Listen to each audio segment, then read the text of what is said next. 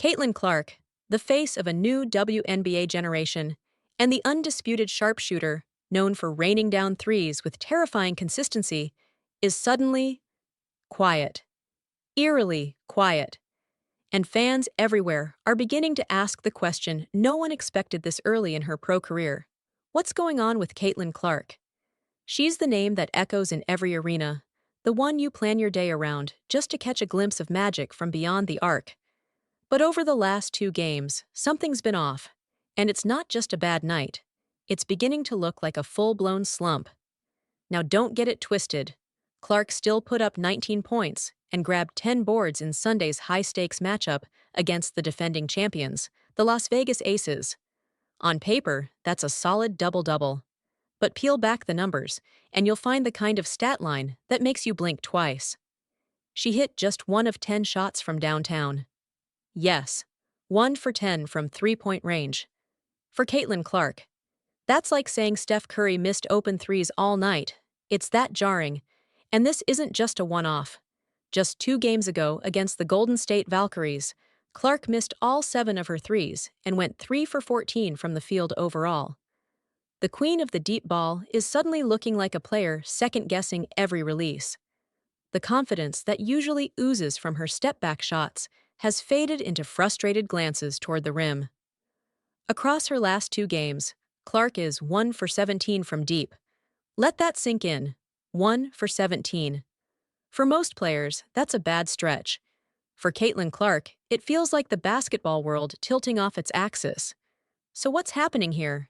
Has the league caught up? Is the West Coast air messing with her rhythm? Or is this just one of those rough patches every player has to survive? Caitlin's not dodging the tough questions. After the Aces loss, she stepped up and said it plainly. I got to find a way to continue to shoot and remain confident in myself because I know I've put the time in. Her body language? Calm. Her message? Stay the course. But you can feel it in her tone.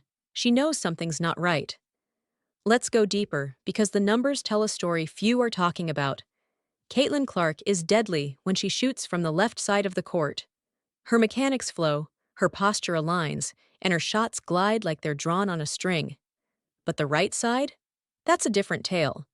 Her field goal percentage drops by more than half when she shoots from the right wing or baseline. Why? It's all in the body positioning. Her natural shooting stance points her feet to the left, making it easier for her to torque her body and elevate into her shot from that direction. But move her to the right, and she has to completely realign. Footwork shifts, balance changes, and suddenly the launch angle is compromised. Less power, less rhythm, less accuracy. And here's something else you might not have noticed. Clark rarely shoots from the corner. Think about that. How many elite shooters avoid the corner 3? That's a bread-and-butter spot for snipers in the modern game. But for Clark, the lack of space there limits her ability to lean into the shot the way she does from the top of the key or left wing. When she's forced to the right or corner, her percentage plummets. From the left side, she's just under 50%. From the right, barely 20%. That's a massive discrepancy, and guess what? Teams might be catching on. Ever since that chaotic, drama-heavy game against the Connecticut Sun, defenses have adjusted. They're pushing her right, clogging her space, and taking away the spots where she thrives. The New York Liberty and Sun gave her space, and she torched them. But now, defenders are locking in, and perhaps even more importantly, her teammates aren't giving her the help she needs. Screens are sloppier. Spacing is tighter. The rhythm of Indiana's offense is breaking down just enough to take Clark out of her comfort zone, and that's all it takes.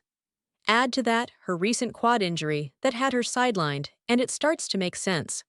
The Fever went 2-3 without her during that stretch, and her return was supposed to lift them back into rhythm.